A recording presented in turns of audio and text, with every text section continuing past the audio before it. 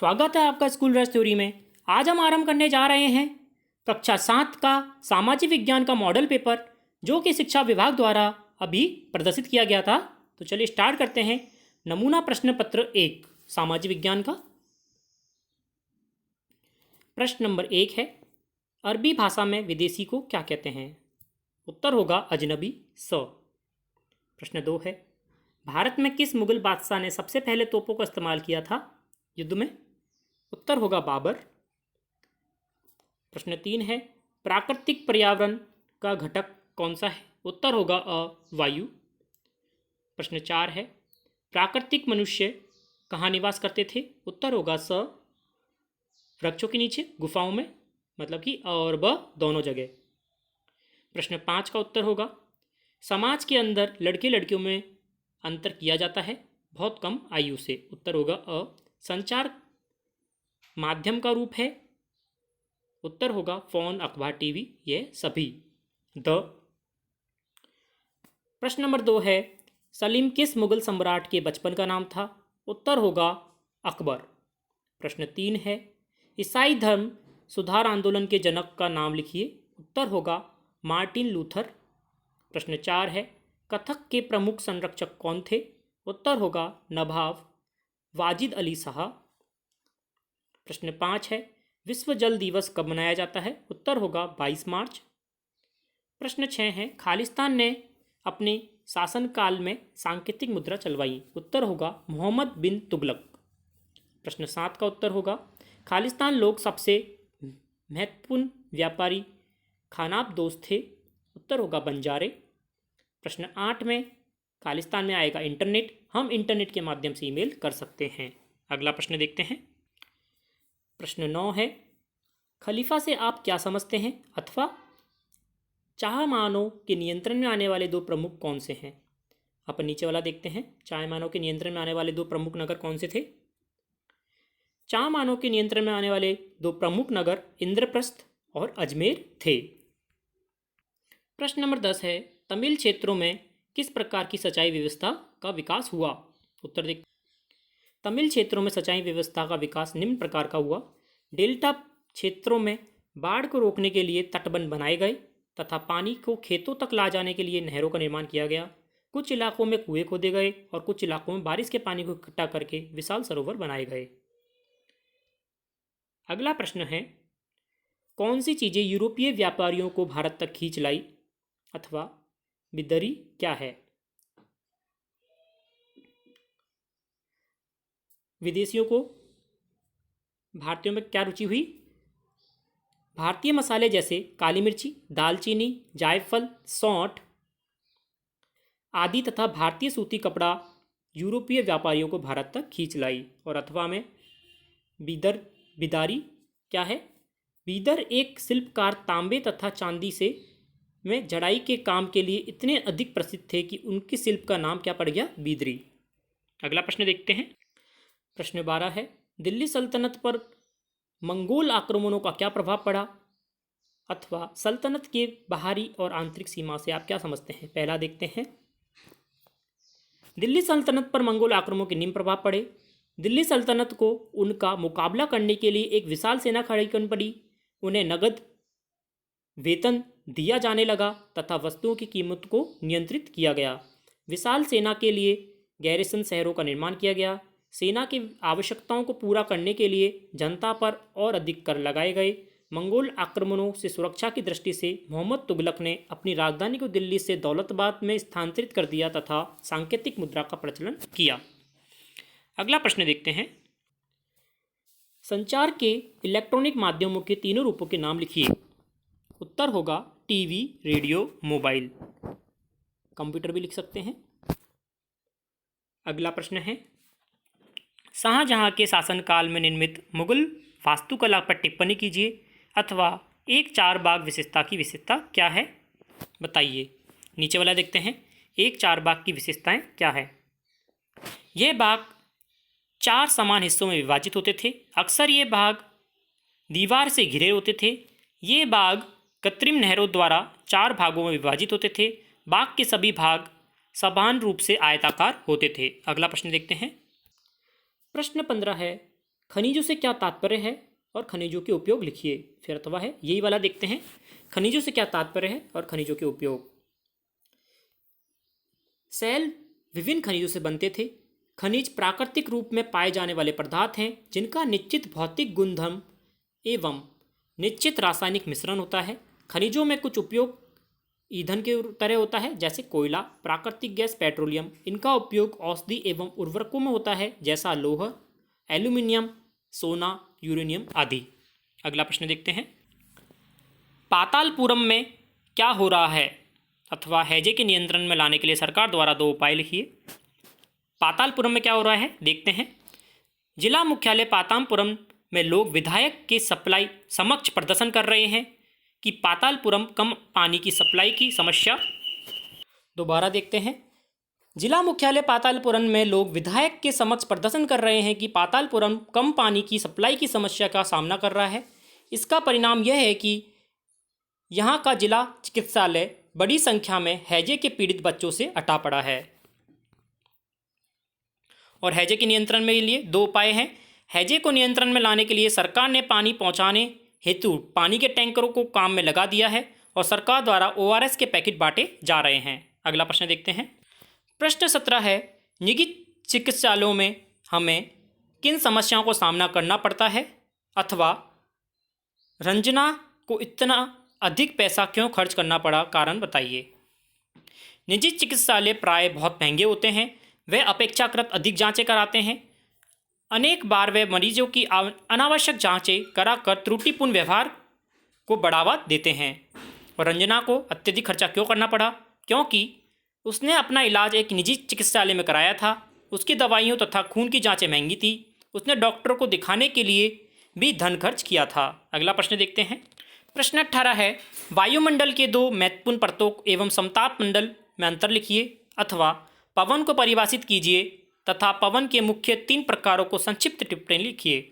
नीचे वाला देखेंगे। पवन उच्च वायुदाब से निम्न वायुदाब क्षेत्र की ओर बहने वाली वायु को पवन कहते हैं। पवन के 3 प्रकार हैं, मुख्यतः 3 प्रकार में वर्गीकृत किया जा सकता है। स्थानीय पवनें, व्यापारिक पश्चिमी एवं पूर्वी पवनें स्थायी पवनें हैं। यह वर्ष भर लगातार निश्चित दिशा में चलती रहती हैं। दूसरा, मौसमी पवनें। ये पवनें विभिन्न ऋतुओं में अपनी दिशा बदलती रहती है। उदाहरण के लिए भारत में मानसूनी पवनें। तीसरी, स्थानीय पवनें। यह पवनें किसी छोटे क्षेत्र में वर्ष या दिन के समय किसी भी विशेष समय चलती है। उदाहरण के लिए स्थल एवं समुद्री समीर। भारत के उत्तरी क्षेत्र को गर्मी में चलने वाली गर्म शुष्क पवनें, जिसे लू कहते हैं, एक ऐसी ही स्थानीय पवन है। अगला प्रश्न देखेंगे। प्रश्न 19 है, स्थानीय लोग भूकंप को संभावना का अनुमान किस प्रकार लगाते थे तथा भूकंप से बचाव की तैयारी किस प्रकार करनी चाहिए अथवा रेगिस्तान में पवन अपर्दन निक्षेपण के मुख्य प्रमुख कारक हैं, व्याख्या कीजिए। अथवा निम्न प्रश्नों के उत्तर लिखिए। प्लेटें क्यों घूमती है और बालू टिब्बा क्या है। हम नीचे वाले 2 प्रश्न देखते हैं, रेगिस्तान और प्लेटें क्यों घूमती है और बालू टिब्बा क्या है। पहले देखते हैं, रेगिस्तान में पवन अपर्दन एवं निक्षेपण का प्रमुख कारक है। इसके द्वारा निर्मित की जाने वाली प्रमुख भू आकृतियाँ इस प्रकार है। पहला है छत्रक सेल। पवन सेल के ऊपरी भाग की अपेक्षा निचले भाग को आसानी से काटती है। इससे ऐसी सेल के आधार संकीर्ण एवं शीर्ष विस्तृत हो जाते हैं, जिन्हें सामान्यतः छत्रक सेल कहते हैं, क्योंकि यह छत्रक के आकार के होते हैं। दूसरा है बालू टिब्बा। पवन चलने पर अपने साथ रेत को एक स्थान से दूसरे स्थान तक पहुंचाती है। पवन के बहाव के रोकने के लिए रेत गिरकर एक छोटी सी पहाड़ी बना देती है, जिसे बालू टिब्बा कहते हैं। लोएस, जब बालू कण महीन एवं हल्के होते हैं तो वायु उनको उठाकर अत्यधिक दूरी तक ले जा सकती है। जब ये बालू कण विस्तृत क्षेत्र में निक्षेपित हो जाते हैं तो लोएस कहते हैं। चीन में विशाल लोएस निक्षेप पाए जाते हैं। प्लेटों के घूमने का कारण देखते हैं। पृथ्वी के अंदर पिघला हुआ मैग्मा एक वृत्तीय रूप में घूमता रहता है और मैग्मा में होने वाली गति के कारण प्लेटें घूमती हैं। और बालू टिब्बा क्या है। रेगिस्तान में पवन चलने पर अपने साथ रेत को एक स्थान से दूसरे स्थान पर पहुंचाती है। जब पवन का बहाव रुकता है तो रेत गिरकर एक छोटी पहाड़ी बनाती है, जिसको बालू टिब्बा कहते हैं। अगला प्रश्न देखेंगे। आखिरी प्रश्न है, महिला आंदोलन में किन रणनीतियों का उपयोग किया गया, अथवा आपके विचार से महिलाओं के बारे में प्रचलित रूढ़िवादी धारणा कि वे क्या कर सकती हैं क्या नहीं, उनकी समानता के अधिकार कैसे प्रभावित करती हैं, अथवा रुकैया सख्तावत हुसैन और उनकी लेडीलैंड के सपने का वर्णन कीजिए। महिला आंदोलन औरतों के व्यक्तिगत स्तर पर और आपस में मिलकर महिला शिक्षा तथा कानूनी सुधार के लिए, महिला हिंसा के विरोध एवं महिला स्वास्थ्य के लिए संघर्ष किए गए हैं। इन संघर्षों का महिला आंदोलन कहा जाता है। महिला आंदोलन की रणनीतियाँ देखते हैं। महिला आंदोलन में चेतना जागृत करने, भेदभाव से मुकाबला करने, न्याय हासिल करने के लिए विभिन्न रणनीतियों का उपयोग किया गया। कौन कौन सी? पहली, अभियान। भेदभाव और हिंसा के विरोध में अभियान चलाना महिला आंदोलन का एक महत्वपूर्ण हिस्सा है। इन अभियानों के कारण अनेक सफलताएं मिली हैं, जैसे 1980 के दशक में दहेज संबंधी कानून में बदला गया। 1997 में सर्वोच्च न्यायालय के कार्य के स्थान पर शैक्षणिक संस्थानों में महिलाओं के साथ होने वाले यौन प्रताड़न से उन्हें सुरक्षा प्रदान किए जाने के निर्देश जारी किए गए। सन 2006 में एक कानून बना जिससे घर के अंदर शारीरिक व मानसिक हिंसा के भोग रही औरतों को कानूनी सुरक्षा दी जा सके। दूसरा है जागरूकता बढ़ाना। औरतों के अधिकारों के संबंध में समाज में जागरूकता बढ़ाने में भी महिला आंदोलन का एक प्रमुख कार्य है। गीतों, नुक्कड़ नाटकों, जनसभाओं के माध्यम से वह अपने संदेश को लोगों के बीच में पहुंचाता है। विरोध करना। जब किसी कानून या नीति द्वारा महिलाओं के हितों का उल्लंघन होता है तब महिला आंदोलन ऐसे उल्लंघन के खिलाफ रैलियों, प्रदर्शन आदि द्वारा आवाज़ उठाती हैं। चौथा है बंधुत्व व्यक्त करना। न्याय के अन्य मुद्दे, औरतों के साथ बंधुत्व व्यक्त करना भी आंदोलन का एक हिस्सा है।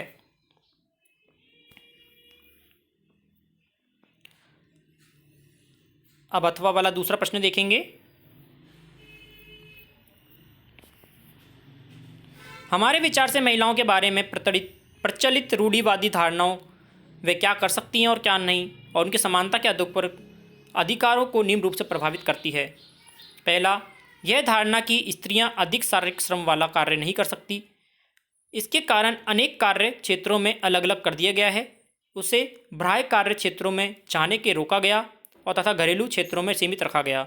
इसका परिणाम यह हुआ कि उसके कार्य को कम महत्व दिया गया। इसका पारिश्रमिक भी कम दिया जाता था। यही नहीं, घरेलू कार्य करने वाले नौकरों के साथ अपमानजनक व्यवहार किया जाता है। दूसरा है, एक धारणा यह है कि लड़कियों और महिलाओं को तकनीकी कार्य में सक्षम नहीं है। इस रूढ़िवादी धारणा का परिणाम यह हुआ कि बहुत सी लड़कियों को डॉक्टर व इंजीनियर बनने से, अध्ययन करने से, परीक्षण लेने से सहयोग नहीं मिल पाता है जो लड़कों को मिलता है। तीसरा है, एक धारणा यह है कि लड़कियों के जीवन का मुख्य लक्ष्य शादी कर घर परिवार संभालना है। इसका परिणाम यह होता था कि अधिकांश परिवारों में स्कूली शिक्षा पूरी की जाने के बाद लड़कियों को जॉब करने से रोका जाता था। इस बात के लिए प्रेरित किया जाता था कि वे शादी करके घर परिवार संभाले। उपयुक्त स्थितियों में स्पष्ट है कि महिलाओं के बारे में प्रचलित रूढ़िवादी धारणाओं उनके समानता के अधिकारों को प्रभावित करती है। इन धारणाओं के कारण समाज में अनेक उनके साथ असमानता का व्यवहार किया जाता है। अब रुकैया सख्तावत हुसैन को यद्यपि उर्दू पढ़ना और लिखना आता था, परंतु वे बंगला और अंग्रेजी सीखने से रोका गया। उस समय अंग्रेजों को ऐसी भाषा के रूप में देखा जाता था जो लड़कियों के सामने नए विचार रखती थी, जिन्हें लोग